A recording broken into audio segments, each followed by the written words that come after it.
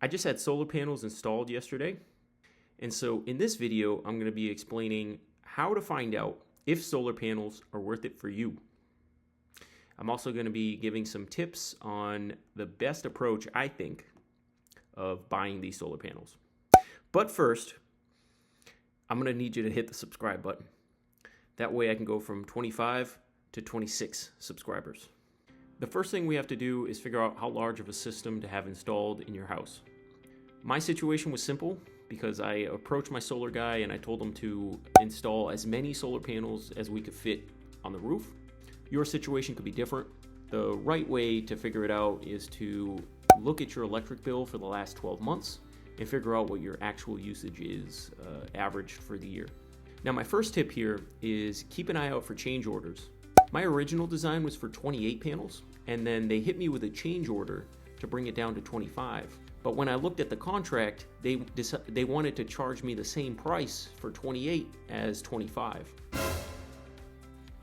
So I argued back with them, and I was able to get a discount. And the final price was $42,460. So my final system size was 25 panels, 410 watts each. If you multiply those two together, you get 10.25 kilowatts for the overall system. That's in DC current. An important variable that we'll need to find out first is your TSRF. That stands for Total Solar Resource Fraction. And this is essentially the amount of sun that your panels can absorb compared to the maximum potential. This is affected by the shading of your location as well as the angle that the panels are installed at. During the system design, you should get a report that looks something like this. And as you can see, the annual TSRF is outlined for each array of panels. You can see my house is actually pretty inefficient due to shading and tilt. It's an average of 61.9%. So now that we know the total system size and the TSRF, we can start doing some calculations. We start off with the total system size. In my case, it's 10.25 kilowatts. We multiply that by 1,200 kilowatt hours per kilowatt per year. That 1,200 figure is an estimate for the production that you should get from an efficient system that's installed in a good location with good angles, etc. And finally, we multiply that by the TSRF. In my case, it's 61.9%. That's the effective efficiency of our system. And we can estimate that this system will output 7,590 kilowatt hours per year in units of DC current. Now that we know the production in DC, we just have to convert it to AC current, which is the current that you can actually use. So we multiply our annual production by 85%, and we end up with 6,480 kilowatt hours. Now, I told you I paid $42,600 for those panels, but that's not the full picture because there's also tax write-offs. The federal tax credit is 30% off of the purchase price, so that's $12,700 off. There's a state credit of 10%, capped at $1,000. That brings the final out-of-pocket from $42,000 down to $28,700. So we now know how much AC production we're expected to get per year, but we have to figure out how much of a cost benefit that is for us.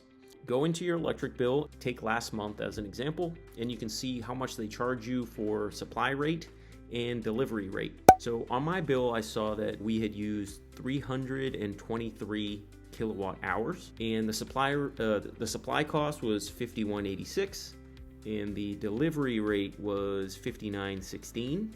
So the total, if you add both of those together, is about 34 cents per kilowatt hour. We previously figured out that our production would be 6,480 kilowatt hours per year. So when we multiply that by the 34 cents per kilowatt hour, we can see that the annual benefit of these panels to me will be $2,223 a year. Our out-of-pocket expense is $28,724. When you divide those two numbers together and multiply by 100, you come out with 7.7% return. Before I actually bought these panels, I didn't do such a hardcore analysis. I just figured I'm probably going to save about $300 a month, and the panels are going to be about 25,000.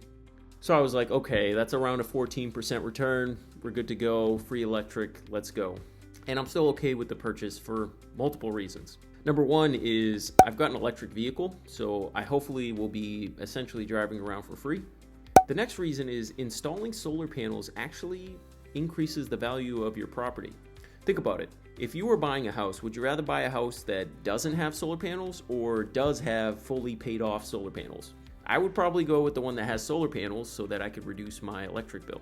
For a $650,000 house, solar panels typically add value to the house in the range of 2 to 5%. So the low estimate would be around $13,000 in extra value, and on the high side, maybe $32,000. So if we stick with even the low estimate of around $13,000, that is a significant improvement to our total return on investment. Honestly, it's almost like the panels are free. The final thing you could do is reverse the equation from before and look at what the payback period is. When you divide those two, it comes out to 12.9 years. So essentially what that tells you is that if you keep the solar panels for at least 12 years, you'll get all your money back. Finally, I'll leave you with a tip on buying these things. When you're approached by a solar person, they're going to come up with perhaps 3 different options. One is to purchase it outright in cash. The other options are to buy the panels with a loan. That's certainly an option, but what ends up happening is your payback period goes way up. And in my exact example, instead of paying $42,000 before deductions, the system was around $60,000. So it's almost like 50% more just to take out a loan. And that doesn't even include the interest that you're paying over time. And the third option that a solar person may try to push you towards is this kind of a lender program. And I definitely would avoid against that. They essentially take a look at what your bill is. Let's say it's like $100 a month. And then they say, hey, we can lower it down to like $80 a month, but you're now tied into this lengthy contract. And at the end of the contract period, you don't actually own the panels.